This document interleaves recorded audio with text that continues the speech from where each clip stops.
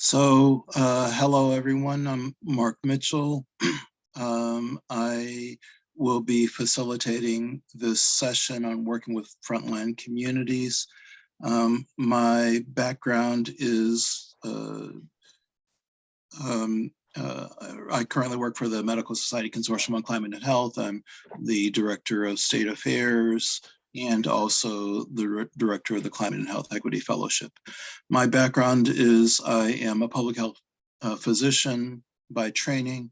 I was previously the director of the Hartford Health Department, and after I left the Hartford Health Department, I started the Connecticut Coalition for Environmental Justice, a grassroots advocacy organization based here where I live in Hartford, Connecticut, and we had local affiliates in Hartford, Bridgeport, and New Haven. So let me go to the beginning. So everyone can see my screen?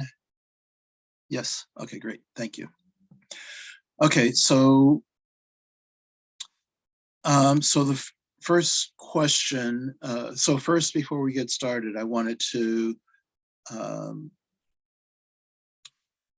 go through a few definitions. What is a community-based organization?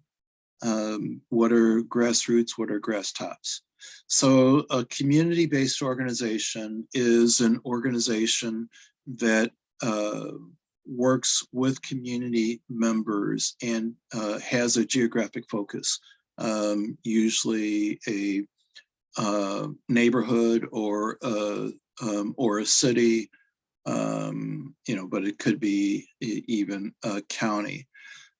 And the organization is made up of people who live in that jurisdiction, and the leaders, or at least some of the leaders from that organization, are elected from the membership of the organization, or come from the membership of that organization. So they tend to be very democratic organizations. The members tend to decide what the focus is going to be, as opposed to many organizations that are driven by their staff, and the staff or the executive director decides what the organization is going to do.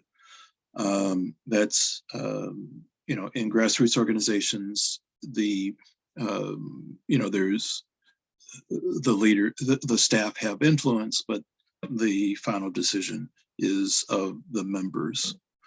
Versus grass tops. Grass tops can be the heads of those grassroots organizations, but grass tops can mean different things depending on who you're speaking to. It can just mean influential people. So politicians can be grass tops. Members of corporations can be grass tops. It's just whoever has influence. So why would community-based organizations and health professionals work together? The reason, when I was the director of the Hartford Health Department, it was clear to me that a lot of the diseases that I was seeing were related to the environment, and that the environmental regulations weren't strong enough to protect the public. But the only people that I was hearing from was industry. I was hearing from a lot of people. I was hearing from neighborhoods, groups, grassroots organizations. Some of them were working on multiple issues. Others were working on single issues like housing or other issues, disabilities, whatever. And then I was also hearing from politicians who had their agendas, and then the media. But the only people I was hearing from about environmental issues were the businesses and industry. And they were complaining that they weren't regulated, that they were overregulated, when it's clear to me that they were not being regulated enough. So that's why I started the Connecticut Coalition for Environmental Justice. And how did I do that? What I did was I went around to a lot of other community organizations, neighborhood organizations, block clubs, the disability organizations, parents organizations, senior organizations.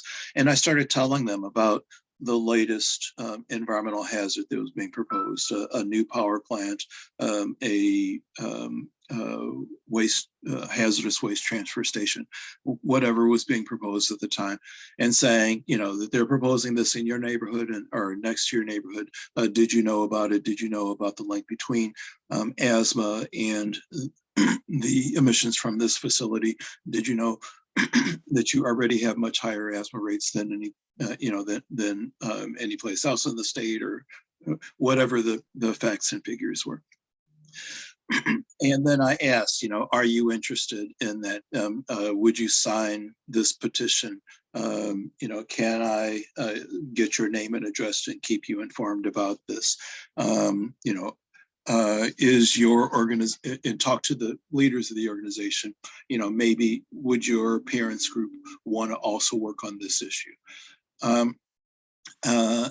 And, you know, do you need more information? Can we provide more education?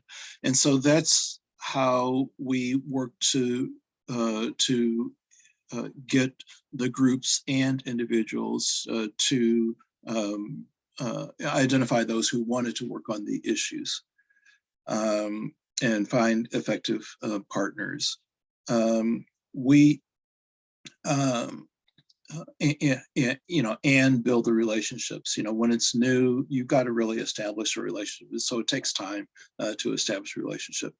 You know, let them know that you hear their concerns. That you know, if you find out from them what their concerns are. Find out if there's a match. You know, ask them. You know, are you interested in this issue?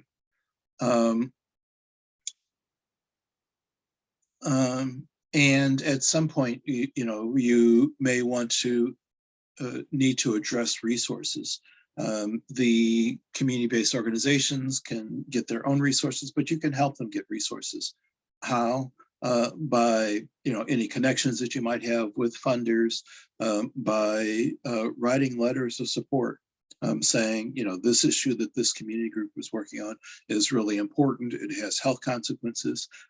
Me as a health practitioner, or as the or our organization, our county medical association of you know, podiatrists, our county medical association of internists, are also very concerned about this, and you know, and you don't have to endorse the community organization if you're not comfortable doing that. You can just endorse the issue, and that will help them to get funding. There are common potential issues to avoid. Don't overpromise. Don't say that you can get a meeting with the governor if you're not sure whether you can do it. You know, they will hold you accountable, and will reduce your credibility. So, you know, under promise and over deliver. Don't assume because they like the idea last year that they will want to be part of a grant that you're applying for this year. You know, contact them, find out. Don't assume that because they don't engage with you right away means that they're not interested. There may be many other factors about the timing where it's just not the right time for them. They maybe have too many other things on their plate. They may be trying to raise funds to address the issues. But just talk to people, ask them, you know, are you interested? If not right now, should I come back in 6 months, in a year? Don't try to take over their agenda. Don't say, you know, you should be really concerned about this brownfield site. You know, let them decide. You know, give them the information. Let them decide. Don't force a bad relationship. It's like dating. You decide. You negotiate. You decide what whether the relationship will work. It's a mutual decision. So what can community groups provide that would be helpful to us as health providers? We can provide real world experience on health effects of environmental exposures. They know people who are affected, who have neurological conditions. They can identify health issues that are emerging. They have different access to political power. You may have access to certain elected officials or appointed officials. They may be colleagues of yours, but they will probably also have connections to other groups, other politicians. There may be certain politicians that are, that are very favorable to their organizations, and they have the ability to pull together larger coalitions. They may have access. They have access to those most impacted by health harms. You can ask them, is anybody? Do you know anybody who has these symptoms? Ulcers that don't heal, that might, who might have been exposed to the chromium-6 spill, 3 months ago. They're the ones who can go out and ask, and they will come back to you and say, yes, we know of Miss Jones, Mr. Smith, and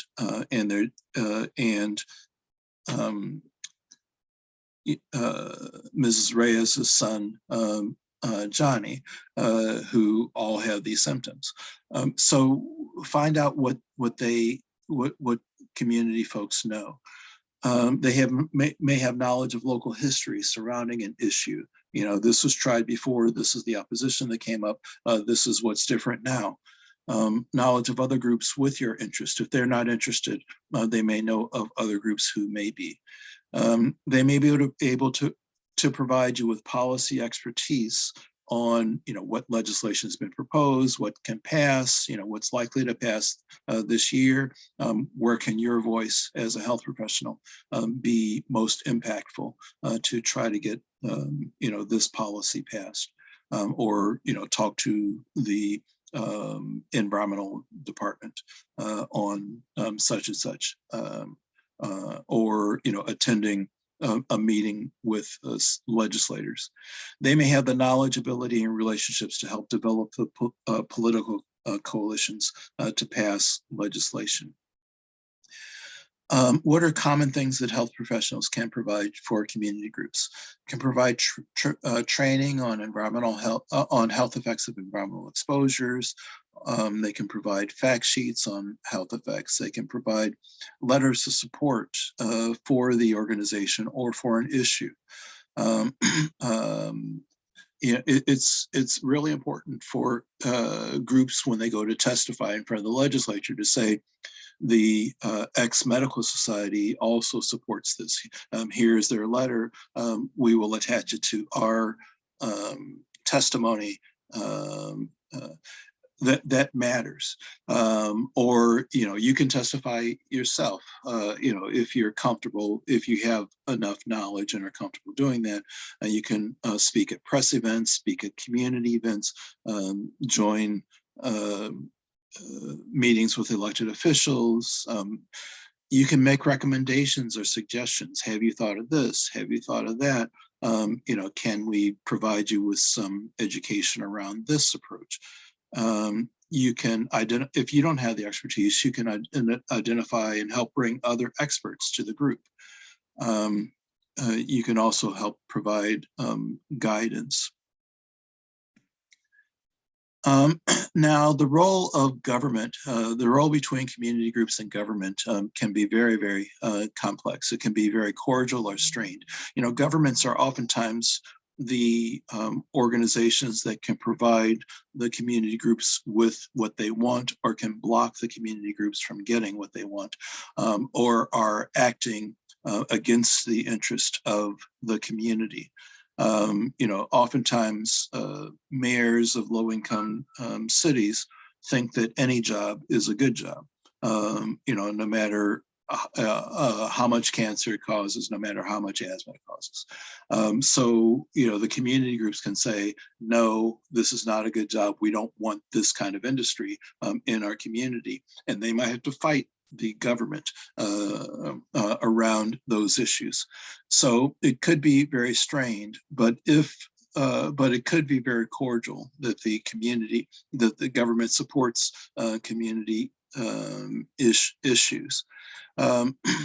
There could be there are diverse stakeholders that come to government with competing priority.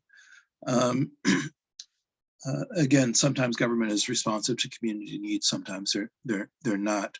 Oftentimes there are certain people within government who are allies, and the community groups need to find them. And again, you may have different access to government leaders that the community groups don't have. The government has assets and power. They can provide funding. They oftentimes have data, or they can get it. They can convene disparate stakeholders. They can get industry to talk to community groups, to talk to nonprofits. So they have that convening power, and so that's something that you might ask them to do if it's appropriate. But there are some limitations of government. Agency staff oftentimes can't lobby legislators. They can't ask for increases in funding for their budget. They have limited ability to stray from the official positions of the mayor or the governor or government in general. So they may have to toe the line even if they don't believe that it's right. Government officials have certain needs. They often need to be pressured to do the right thing. Even if they want to do it, they need to say, well, I'm doing this because this community group says, or because this medical society says, so that they need support to do the right thing and to counter other powerful interests. Governments are often underfunded. Community groups may be able to advocate for specific funding for agencies. The health professionals can have significant access and influence in government, separate from community groups, like I said before. So there are common or potential concerns to consider. One is that, as a health professional, you may be considered an outsider and not necessarily respected or trusted by the community. You've got to build up your trust. You've got to continue to be there. Just don't show up once. Attend their meetings and listen. You don't have to speak. But attend more than one meeting. If you have something to contribute, contribute it politely, but don't take over the meeting. You need to listen to the community and repeat back to them what they said, and that makes it to show that you understand what they're saying, and that you have the community interest at heart. You need to value the community knowledge. You need experience and expertise. You need to learn from the community. You need to ask them the questions. You need to avoid speaking for the community. Never speak for the community group without their permission. Always have them to lead, and say, yes, they're right. Yes, this is important. Yes, there are health consequences to the exposures that they say, and help them to avoid, the community groups are lied to very often, or the facts are distorted. Help them to assess the facts that are given to them. And again, don't set false expectations of success. They're realistic. They know that things don't always work out. Tell them what you can try to do, but don't promise again if you are not sure that you can deliver. Sometimes health professionals are reluctant to deal with community groups due to limited knowledge or expertise with the issues and perceived expectations that you will be an expert on the issue. You can go back and do your homework and come back in 6 months if you so decide. Or, like I said, put them in touch with other people who have expertise in their area. So there are a number of common mistakes that are made,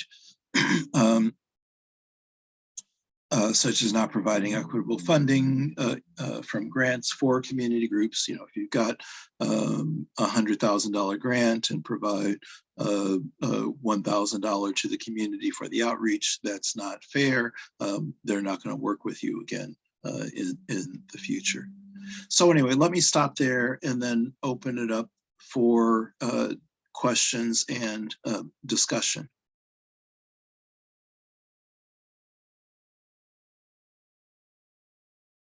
Any questions or comments?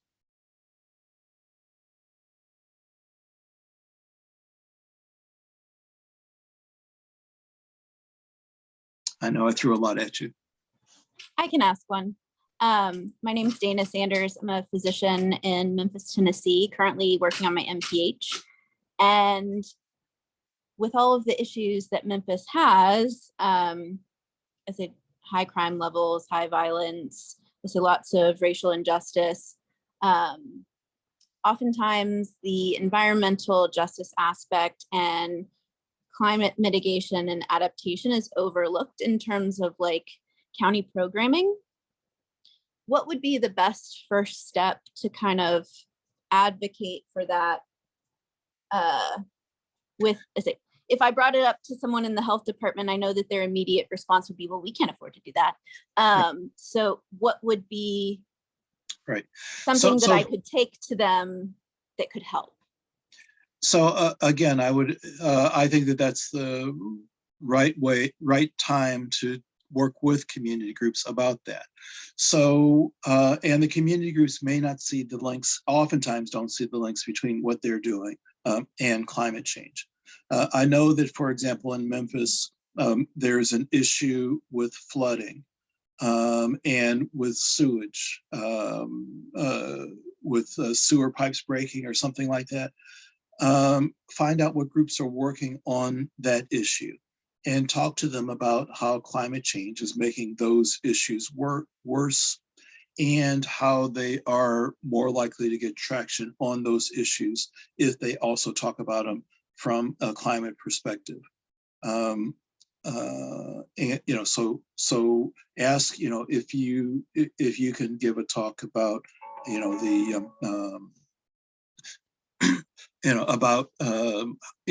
don't know whether they know that Memphis is the city in the country that has the most risk for natural disasters.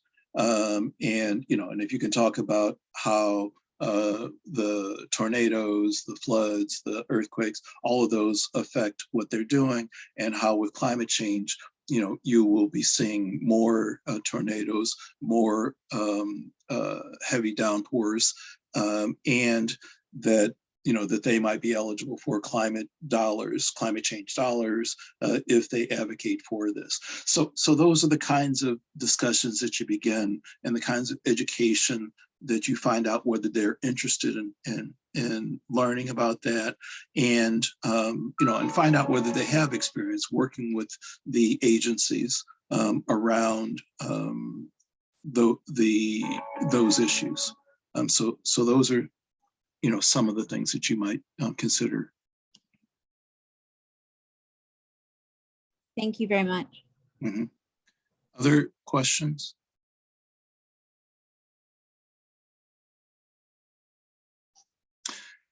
If not, then I can give you another story. So we I attended a conference in Jackson, Mississippi. And as part of that, we decided that we wanted to meet with environmental justice organizations.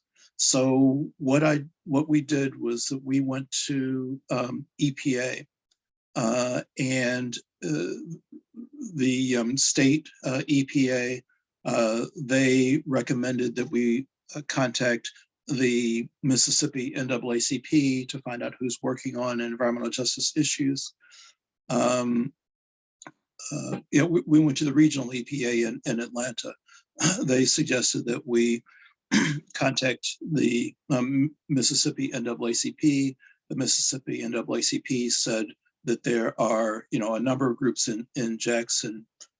Many of them don't get along with each other, but the most reputable one is a group called One Voice. And so we asked One Voice to, what they're working on and whether they would give us a tour of their facilities and give us a tour of the environmental hazards in their community. They did. What they were working on was energy democracy. They were saying that they were finding out that some of the lowest income people in the country in the Mississippi Delta were getting $300 to $700 energy bills every month, and that they were getting them from the rural electric co-ops. That they started researching them, found out that they were a corrupt organization, that they that they were almost all white males who had never been challenged in 35 years for their positions, and that they don't allow. It's a co-op, so so it's all member owners. The members own the co-op, but they're not allowed at any of the meetings. So they started training people to get on the boards. They've been unsuccessful at getting people on the boards, even in counties that are predominantly African Americans. They were unsuccessful in getting any African Americans on the board, and so they wanted. So I thought about that, and I said, well, maybe we can help with that. So I was able to, through the Climate and Health Equity Fellowship Program, when we started that, I was able to get one of our physicians, Dr. Linda Walden, who was in rural Georgia, to start looking into rural electric co-ops. And what we did was we were able to provide some training to the Mississippi group about the potential for co-ops to lower energy bills through investing in energy efficiency. We were also able, she wrote a lot of op-eds in Georgia and in Mississippi about rural electric co-ops, about their corruption. We were able to get meetings with the White House Council on Environmental Quality, and also with Congress members who said that they are interested in holding congressional hearings about this, not only for Mississippi and Georgia, but for rural electric co-ops throughout the country. Anyway, so this is, and they've been working on, the community group had been working on this for 5 years and not getting much traction at all. But as health professionals, we were able to help them to get much more traction on that. Okay, any last questions before we leave?